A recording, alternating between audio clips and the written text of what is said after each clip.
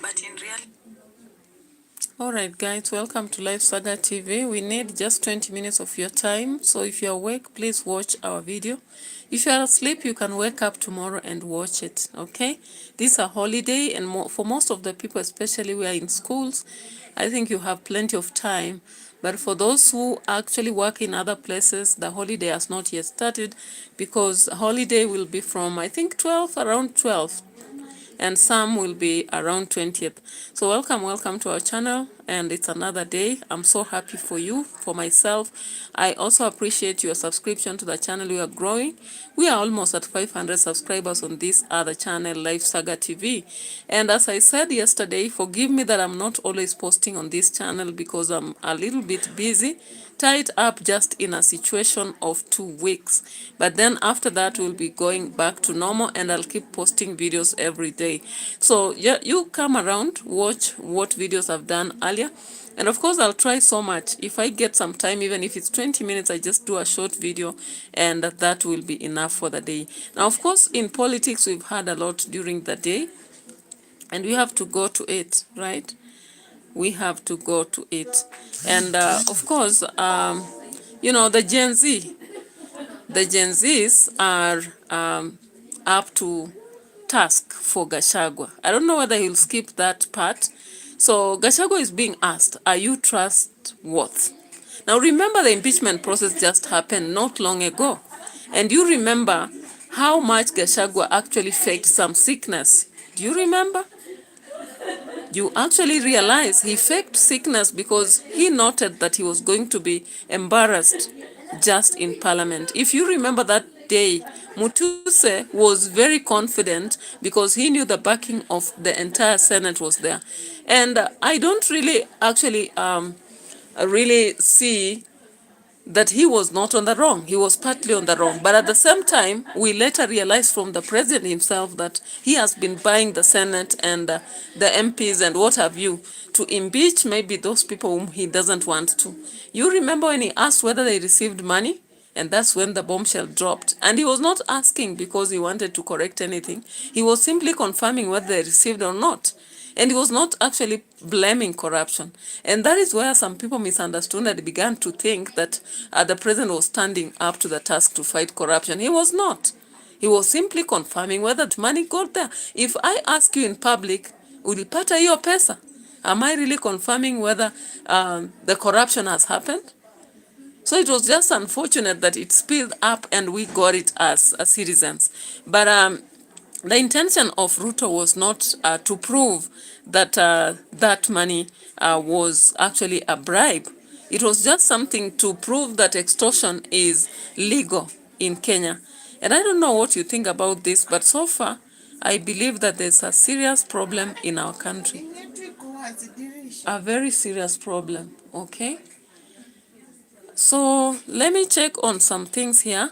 And remember, GACHAGUA has been really bragging a lot about this and that and that. And of course, you've checked in some of my videos. When I'm analyzing, I take a given perspective. For this video, I'm not taking that route. This is a different route. If it has been en route road, I'm now on en route air, okay? So let's fly together. Now, we see this. The young people stood to challenge GACHAGUA. And I want us to just go through it, and you can drop your comment what you think about this.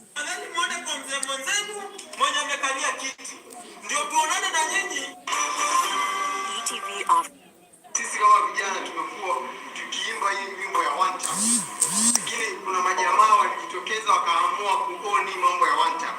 Na one time si movement ya mtu yote. Sisi kama vijana kuanzia ile mwaka jana 2024 tulitoka pale street na sisi tulikuwa wa kwanza kumwambia huyu Kasongo must go. Na tulikuwa na plan ya kumpeleka huyu jamaa nyumbani. Kwa kuja wale matapeli wale majamaa wakatuangaisha wakatuambia sisi tuwapatia blueprint ama formula ya kumpeleka mtu nyumbani. Lakini hivi majuzi tunasahau wenyewe ndio wanakuwa kipaumbele, wanajiita wenye one time. Na kama uwezi kusikiza au kumwabudu wewe, basi hauwezi haufai au hufai kutembea nao. Na sisi kama vijana tumekuwa wazi kabisa tukiambia hawa viongozi yani mambo ambayo tunataka. Tukiangalia upande wa Gachagua na wale watu wake, hakuna mtu ambaye anaweza kumwonyesha Young Person. Ukiangalia ile chama yao, hakuna mtu mdogo. Ukiangalia kwa serikali yao pia ni wabishi, hakuna mtu ambaye anaweza kumwonyesha Young Person. Sasa sisi kama vijana tumeamua tutawaambia hawa makapeli hawa majamaa kila siku mshindwa kunyanyasa. Hii nchi ya sisi sote tunalipa ushuru katika nchi, na hakuna mtu ambaye atakuwa anatupatia direction ya kile ambacho tunakitaka, kama ataendesha nchi kwa formula yake ambayo yeye anataka hivyo. Tunasema huyu jamaa ambaye kila mara nimepewa warning na TN atakuja leo, lakini sisi tunasema atupatie solution. Hii united opposition ishakuwa ikifanya. All right, guys. So the young people have come up and they are saying that they are the owners of one term Ruto must go. I don't want to laugh because the other day Ruto actually stood on Rirone Road when he was doing the enhancement. And what did he say? He said that the only agenda the United Opposition has is Ruto must go. 3 words. And they don't make sense. To him, he wanted them to give the agenda. And I kept asking in one of the videos, why is the opposition not giving the agenda? Atman Madilo, how are you? I hope you're fine. I was trying to pay attention to the video. That's why I didn't respond. But welcome, and thank you for coming here. Freak Rickley, hey, what are you doing? You can see what I'm doing. Am I not doing something? What am I doing exactly? I am on my reaction. 6 minutes. I don't know whether I'll go in to 30 minutes. I'm not so sure. So let's actually check on what the genz said.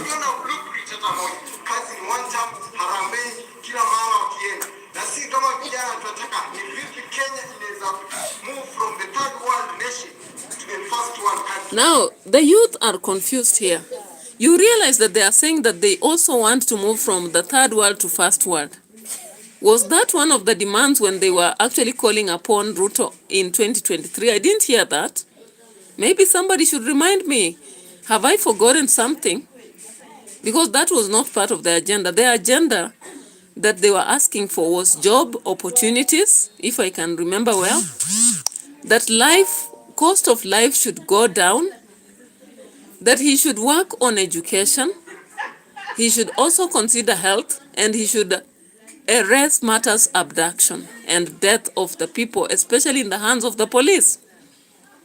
Have they changed the agenda? Now they are copying part of what Ruto wants.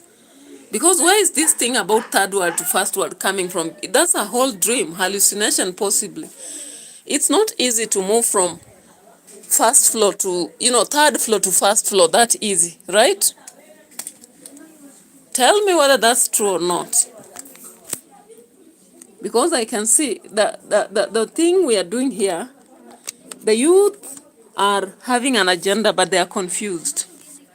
And once you begin an agenda with confusion, it's like laying a foundation of a house without knowing how far.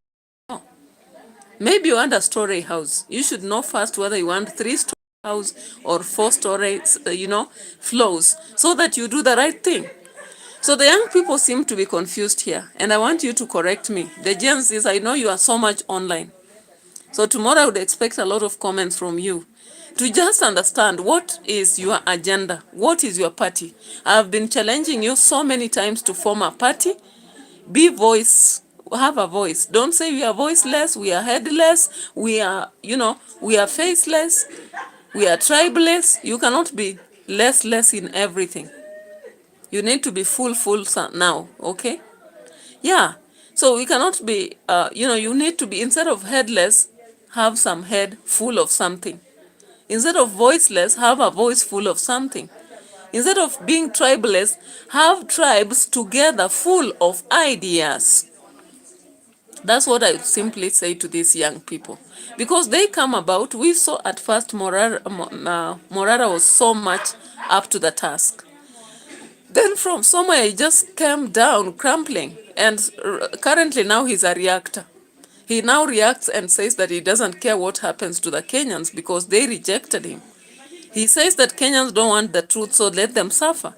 He says that for him he's able to make money, so he doesn't even care. He says he owns a whole Prado, so what about you who works on foot? Now, we also saw this guy, the other guy, I'm almost forgetting his name. I'll of course remember as I go by. The guy came up also during the, Isaac Wambugu. Why are you live? I'm live because I am doing a live, okay? And lives, I think you understand what role they play. They enhance people to subscribe as you continue with the presentation. They allow you to also have comments, people dropping comments, though in relation to your topic as you go by, and also to interact with the audience. You get it? Yeah, I am from Kenya. And then somebody says, Hezron Kioko wa Kioko. You are saying hi. Isaac Wambugu says, hello, madam. Hello. Okay, so let's proceed. Yeah, so the reality is this. Young people have to come up and tell us exactly. Because I've been asking, why do they call themselves headless, voiceless, tribeless? You should have a voice full of something. You should have various tribes coming together of young people with ideas focused towards something. And you should also be there to stand for some specific rights. So don't just come up and tell us that you are also talking about one term Ruto must go. That is not enough. That will not be enough. Because if you look at the united opposition, all that they have been doing is that. And it has not really got deep into some people's head. They don't understand what they stand for. People are asking, is the agenda only Ruto must go? And I think Ruto has now become sarcastic about it because he understands that these people don't have an agenda. So young people, come together strongly, form a strong party, and even in 6 months, it can be very strong. Choose people who are also very brave. Don't pick people like Panyako who will go crying and saying that you can come and pick everything, we are leaving it for you. Pick confident members who can vie for positions and actually defend the votes. It's unfortunate that during the by-elections, it happened that many young people did not even participate in voting or defending of votes. In Kenya, how far we have gone, you require to sensitize the voters about what to do. You require to inform them what you want to do for them. And at the same time, try to offer civil education, especially in some places. Actually, like places like Kakamega North or Kakamega, Kakamega entirely. They need a lot of voter education. Sensitization of the voters, because some of them don't even understand why they vote. They think that when you receive a cup of rice, then you vote for whoever gave you the cup of rice. You saw in Mbere also some people are confused. They were voting based on how much they received. Some of them were even being coerced to take photos of whoever they were voting for, which is wrong. So you need to do voter sensitization as the young people.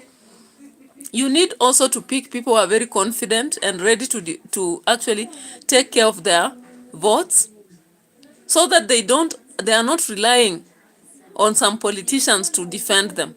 And you need to devise ways to make the police actually be conscious about what they require. Okay? So you cannot simply come out and talk about, we want to remove Ruto, but talk about what do you want to bring, and then how do you bring it in, and then work on sensitizing citizens so that they understand if they are going to vote, what should they vote for? They shouldn't vote for their stomachs. They shouldn't vote for their pockets. They should vote for leaders who are worth. John Diritu, hello. Head Rabi says, wewe ni Mkenya. Kwani wale wanafanya content ni wa Kenya too. But anyway, I'm a Kenyan, but then, so what? I don't see how sensible that is. But anyway, you asked a question I have to answer. Of course, I am a Kenyan.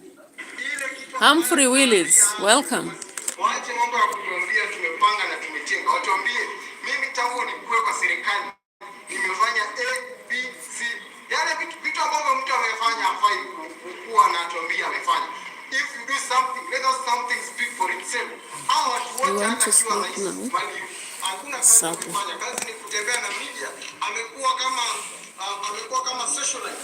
Kila mahali akienda anatembea na media. Na ndio tena United Opposition wamekuwa kama socialite. Kila mahali wakienda kukashifu kuvuruga kila mahali mpaka wanajichukia watiaga wenyewe, lakini sisi kama vijana hatutanyamaza tukiangalia nchi inaenda pabaya. Asanteni sana, acha mkaribishe Francis Awili.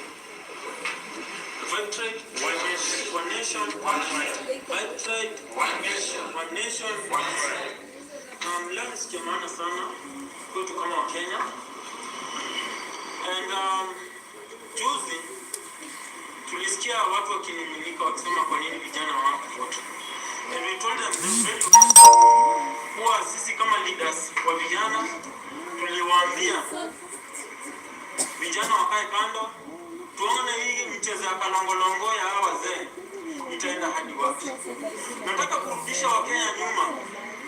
Saa zenye Rigathi Gachagua alitoka hapa akaenda US, akaenda course moja ya kuchangisha pesa ndio akuje kwa by elections zenye zimeholdiwa juzi, na akiwa pale US akakat trip yake kwa sababu pesa za kushinda zilikuwa zishatosha na pesa za kukampenia wenzake zilikuwa zishatosha, na akaja hapa Kenya akaanza kukampeni yeye kama kapteni wao.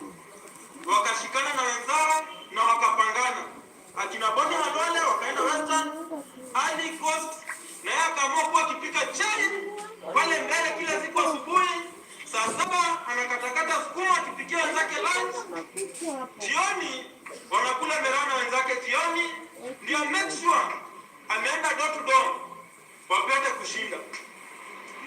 Cha kushangaza ni kuwa immediately after elections tuliona Boni Halwale akiconcede na akisema mimi kama Boni Halwale nimekubali nimeshindwa, hadi kiti yake ya pale Senate ikaenda. Mohamed Ali vile vile akasema mimi nimeshindwa. La kushangaza ni kusikia kapteni wao akiruka mwenzake akisema kuwa sio yeye alikuwa kwa debe. Nashindwa vipi wewe captain? All right, guys. So you realize that the youth are using what is happening both in government and opposition to critique them. The fact that the togetherness is really not coming up clearly. Now, you remember the other day Gachagua came up with a speech and said that DCP is not the party that actually vied in Mbere. And so even if they lost, then it was not his. And he also said that the united opposition has just been there for a few months and they'll have to win.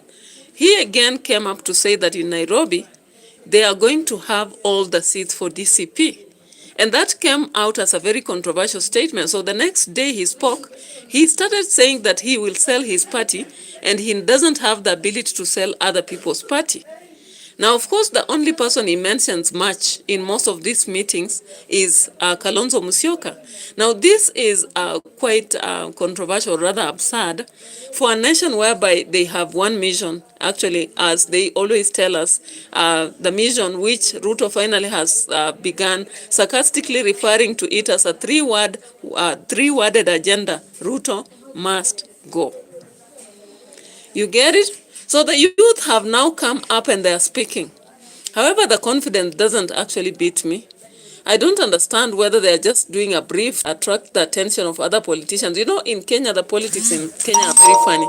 People can come up with a kind of brief to do this, and then they are collected and called. You know, you remember Makore? Yeah, Makore, I had forgotten Makore.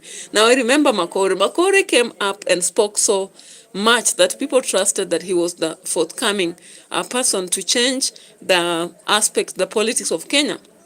But now tell me currently, where is he? He's just dancing the tune of Wanga, Junet, and the rest of them. He's not doing any better than anyone else.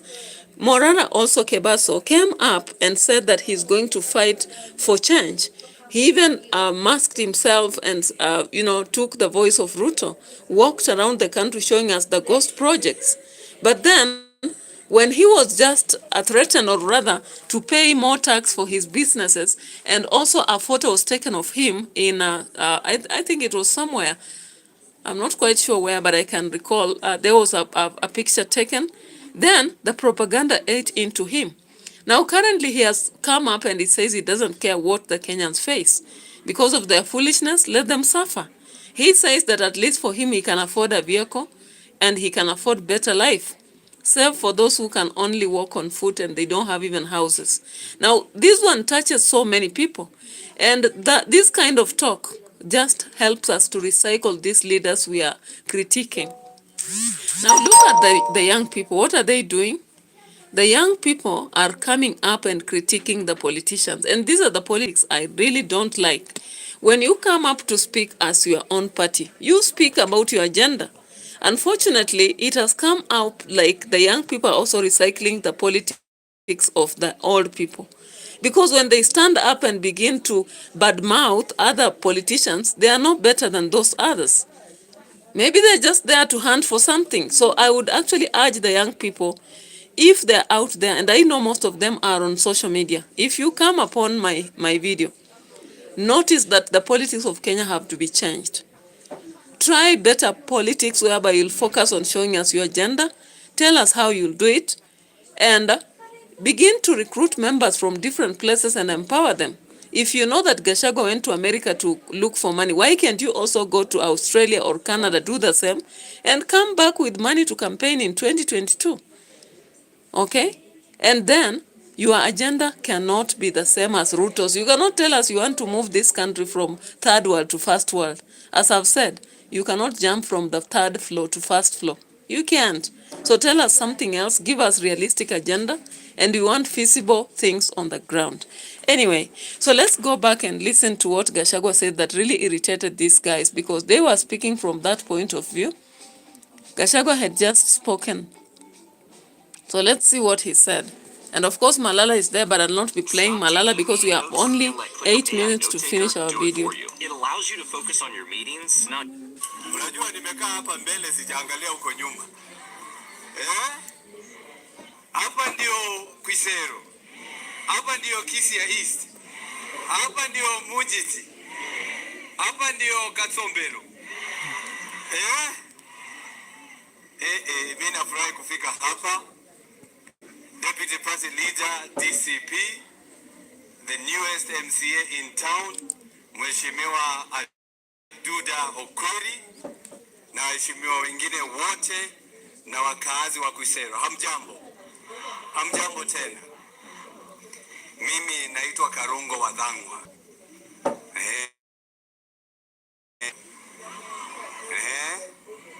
Mimi ni seneta wa Kiambu. Nilichaguliwa na watu zaidi ya 1,500. Na unajua mimi nimefurahi kufika Kakamega. Sababu Kakamega na Kiambu ni kitu moja. Na sijui kama mnajua. Mnajua? Yote imeanza na K. Kakamega, Kiambu. Si ndio? Yote iko na constituency 12. Hapa Kakamega 12 constituencies. Kiambu 12 constituencies. Hapa Kakamega ward 60. Pale Kiambu ward 60. Basi alafu mnasema sisi sio mandugu. Si ndio? Hivi. Tukakuwa na mheshimiwa kutoka Kakamega, mheshimiwa DCP. Pongezi sana watu ya Kisa East. Mimi nashukuru sana, nataka tutembee pamoja. Na huyu kiongozi wenu Leo Malala, huyo kijana ndio tegemeo la taifa la Kenya. Ni kijana ambaye ako na maono na ako na future. Na mimi naomba watu ya Kakamega mumshikilie. Mtamshikilia? Huyo Leo Malala ni kijana chipukizi na mimi nitatembea na yeye. Na mimi nataka kumhakikishia nyinyi, huyo kijana mkinipea, akirudi Kakamega atarudi na heshima kubwa, akiwa mtu mkubwa katika serikali ambaye injao. Na kwa hivyo mimi naomba chini ya Cleophas Malala, watu ya Western Kenya, Kakamega, Vihiga, Busia, aongoze nyinyi, muingie kwa chama cha DCP, tutafute serikali pamoja tufukuze huyu Kasongo aende nyumbani kwa sababu ameharibu Kenya. Kasongo aende nyumbani asiende? Aende asiende? Huko Bwisero mnasemaje? Huko mnasemaje? Mnasema ni one term. Huyu Kasongo lazima tumfukuze kwa sababu ameharibu masomo. Kuanzia Januari hii shule za secondary watu wataanza kulipa. Shule ya primary ameharibu. Mambo ya matibabu ameharibu. Watoto wetu ameua. Vijana amesema wapigwe risasi kwa mguu. Kwa hivyo lazima sisi zote ndio turekebishe Kenya. Irudi pahali Mwai Kibaki alituachia Kenya. Lazima tushikane pamoja. Na mimi naomba watu ya Western Province, watu ya Ingo, vile Mwai Kibaki walishikana na kijana wa Maro wakaunda serikali. Naomba watu ya Western tushikane na watu ya Mlima, tutafute serikali pamoja na itapatikana. All right, guys. So that was a phone call during the Kisa moment when Gachagua was actually talking to the people of Kisa. Now, what I don't like about everything from all the parties that are trying to look for a government is the blame game. You don't win by blaming another. You win by stating what you'll do that is unique from the other person who is currently sitting there. And that is the undoing of the opposition. Possibly, maybe people will just follow it because they are tired with the current government. But the unfortunate bit is that we will be following blindly, maybe to oust one person and replace with another worst thing. Remember during the time of, our own former president voted blindly just to remove him because that time there was a lot of economic outcry over flour, fuel, and the rest of the things. So people just decided to vote to have a change. Even though they are talking about there was, people always talk about rigging in Kenya because it has become a very common language. Of course, in some places we've seen it happening. But then when we see, that time, a lot of young people actually supported the current government. And once they did that mistake, they are crying. Now, let us not just make a mistake again of just blindly voting in another person to just remove, but we want to see the manifesto. Guys, opposition and Young People's Party, come up with a manifesto. We are not going to listen again to propaganda. And we are also tired with simply having to be bought on terms of what ills others conducted. You cannot make us vote you on just on the basis of what ills others have conducted. So come up with manifestos and explain to us clearly what you'll do and show us credibility, what you've done. Because now when you look at the current government, the president was surrounded by these people, Oscar Sudi. People knew about this, Murkomen people. They knew even Moi's time. They also understood very well the looting that happened, the tribal hiring. And it has been going on in so many institutions. We even know that the CEOs of many companies and directors are from a certain community. And a lot has been going on. But unfortunately, people will keep quiet and again they'll be fooled. And whatever will happen, will happen. So when the young people come up to just condemn again, they condemn either Gachagua or the government, they are not doing better. They should come up with the strategies, they should come up with manifestos, and they should show us how they are going to do it. That's how it goes. But then the politics of Kenya are very cheap. People will actually have to withdraw all the money from the banks. They dish out, and people don't get a lot of money from these things. People get even 50 shillings alone. And by the time election campaigns are over, the maximum somebody might get maybe will be 1,000. Apart from those who are now receiving the money to dish out, there's no much you will gain from this thing. But then, voting with your stomach and voting with your pocket, that is what happens. But the entrepreneur are there. Those who are receiving that money, they actually have done a lot. Of course, we had recently how Gloria Oroba was sharing how a lot of people from Kisii, the boys from State House, have really hustled out on Ruto. We also had the same from Bere, and I believe Malava and many other places it happened. So anyway, it is what it is. Politics is always called a dirty game, but it shouldn't be a dirty game. It should be a game to a change over, kind of something to change over our situation. So bye-bye. Our 30 minutes are over. Let's meet tomorrow again. Have a nice day. Have a nice night. For those who are going to sleep, good night. Let's meet again when time allows.